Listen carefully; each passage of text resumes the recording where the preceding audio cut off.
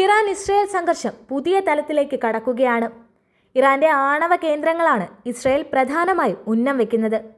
കൂട്ടിന് അമേരിക്കയുമുണ്ട്. ഏറ്റവും പുതിയ റിപ്പോർട്ടുകൾ പ്രകാരം ഇറാന്റെ ആണവ നിലയങ്ങൾ തകർക്കുന്നതിനായി GBU-57 എന്ന പേരിൽ അറിയപ്പെടുന്ന ലോകത്തിലെ ഏറ്റവും ശക്തിയേറിയ ബങ്കർ ബസ്റ്റർ ബോംബുകൾ അമേരിക്കയിൽ നിന്ന് പുറപ്പെട്ടു കഴിഞ്ഞു. ഇറാനിൽ ഇസ്രയേലിന്റെ ചാരസംഘടനയായ മൊസാദ് നോട്ടമിട്ടിട്ടുള്ള ചില ആണവ കേന്ദ്രങ്ങളുണ്ട്. അതിൽ ഏറ്റവും പ്രധാനപ്പെട്ടത് ഫോർദോ ആണവ നിലയമാണ്. ഇറാൻ ഇസ്രയേൽ യുദ്ധമുഖത്തിന്റെ പ്രധാന മുഖമായി എല്ലായിടത്തും മുഴങ്ങിക്കേൾക്കുന്ന പേരും ഫോർദോ ആണവ നിലയത്തിൻ്റെത് തന്നെയാണ്. ഇറാന്റെ ഏറ്റവും വലിയ ആത്മീയ കേന്ദ്രമായ ഉമ്മിനടുത്തുള്ള ഒരു ഗ്രാമത്തോട് ചേർന്നുള്ള മലനിരകളിലാണ് ഇറാൻ ഈ ആണവ നിലയം സ്ഥാപിച്ചിരിക്കുന്നത്. ഇവിടെ ഏത് സമയത്തും ഒരു ആണവായുധം നിർമ്മിക്കാൻ സാധിക്കുന്ന വിധത്തിലുള്ള യുറേനിയം സമ്പുഷ്ടീകരണം നടക്കുന്നുണ്ടെന്നും ഒരു ആണവായുധം ഇറാൻ നിർമ്മിക്കുകയാണെങ്കിൽ അത് ഇവിടെ ആയിരിക്കുമെന്നുമാണ് അമേരിക്കയുടെയും ഇസ്രായേലിൻ്റെയും പ്രചാരണം. മലമുകളിൽ നിന്നും 80 മുതൽ 90 മീറ്റർ ആഴത്തിലാണ് ഇറാൻ ഈ ആണവ നിലയം സ്ഥാപിച്ചിരിക്കുന്നത്. അതുകൊണ്ട് തന്നെ കഴിഞ്ഞ ദിവസങ്ങളിൽ ഫോർദോ ആണവ നിലയത്തിന് നേരെ ഇസ്രായേൽ നടത്തിയ ആക്രമണങ്ങളിൽ അതിൻ്റെ മുകൾ നിലകളിൽ മാത്രമേ പരിക്കേൽപ്പിക്കാൻ സാധിച്ചിട്ടുള്ളൂ. ഇസ്രായേലിന്റെ കൈവശമുള്ള ആയുധങ്ങളൊന്നും തന്നെ ഫോർദോ ആണവ നിലയത്തിന്റെ താഴ്ഭാഗങ്ങളിൽ പ്രഹരമുണ്ടാക്കാൻ സാധിക്കുന്നതല്ല.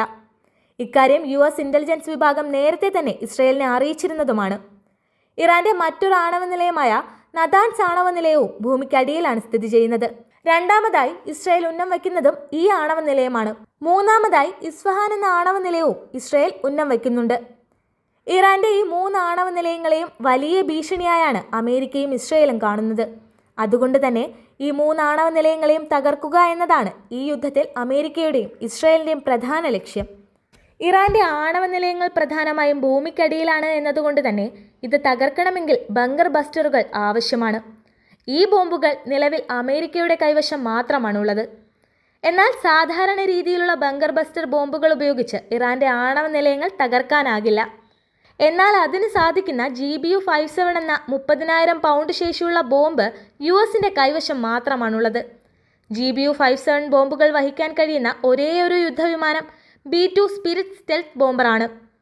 അമേരിക്കയുടെ സൈനിക സംവിധാനത്തിൽ മാത്രം സജീവമായി പ്രവർത്തിക്കുന്ന ഈ വിമാനങ്ങൾ 2 MOAB ബോംബുകൾ ഒരേ സമയം വഹിക്കാൻ ശേഷിയുള്ളവയാണ്. ഒറ്റ ബോംബ് കൊണ്ട് തകർക്കാൻ കഴിയാത്ത വിധത്തിലാണ് ഇറാന്റെ ആണവ നിലയങ്ങളുടെ ഘടന. അതുകൊണ്ട് തന്നെ ആദ്യം ഒരു ബോംബിട്ട് ഒരു വലിയ ദ്വാരമുണ്ടാക്കിയ ശേഷം അവിടെ വീണ്ടും മറ്റൊരു ബോംബ് കൂടിയിട്ട് ആണവ നിലയങ്ങൾ തകർക്കാനാണ് ഇസ്രായേൽ ലക്ഷ്യമിടുന്നത്. അതായത് 30,000 പൗണ്ട് ശേഷിയുള്ള 2 ബോംബുകൾ ഒരേ സമയം വീഴ്ത്തിയാലേ ഇറാന്റെ ആണവ നിലയങ്ങൾ ഇസ്രായേലിന് തകർക്കാനാകൂ. അതിന് സഹായിക്കുന്നതാണ് B-2 സ്റ്റെൽത്ത് ബോംബറുകൾ എന്ന വലിയ യുദ്ധവിമാനം. എന്നാൽ ആണവ നിലയങ്ങൾ തകർക്കാനുള്ള ബോംബുകളും അത് വഹിക്കാനുള്ള യുദ്ധവിമാനങ്ങളും ഇസ്രായേലിന് നൽകി അമേരിക്കയ്ക്ക് മാറി നിൽക്കാനാകില്ല. ഈ അതിസാങ്കേതിക ആക്രമണങ്ങൾ നടത്താൻ ആവശ്യമായ പരിശീലനമുള്ളവരും ശക്തിയുള്ള സാങ്കേതിക ഗ്രൂപ്പുകളും ഇപ്പോൾ അമേരിക്കൻ സേനയിൽ മാത്രമാണുള്ളത്.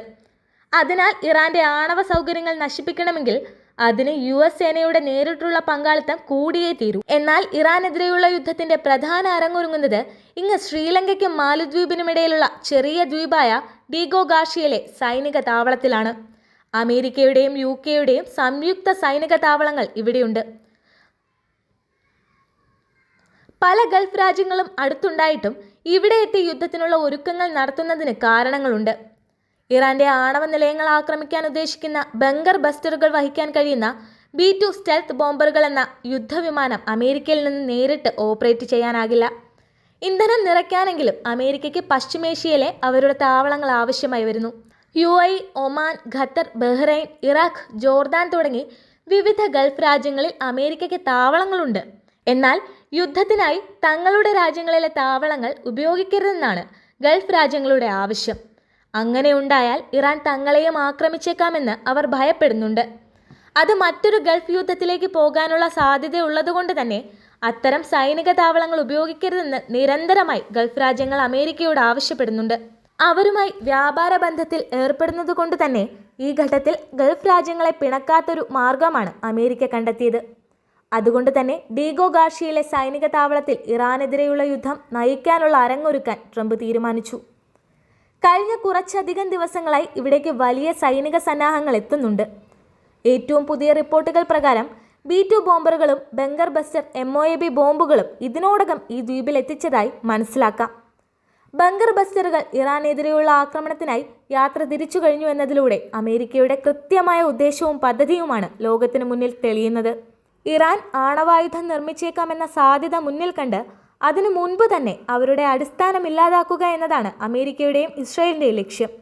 ഇറാൻ ഇപ്പോഴും തങ്ങളുടെ ആണവ പരിപാടി സമാധാനപരമാണെന്ന് അവകാശപ്പെടുമ്പോഴും അമേരിക്കയും ഇസ്രായേലും അതിനെ വലിയ ഭീഷണിയായി തന്നെ കാണുന്നു.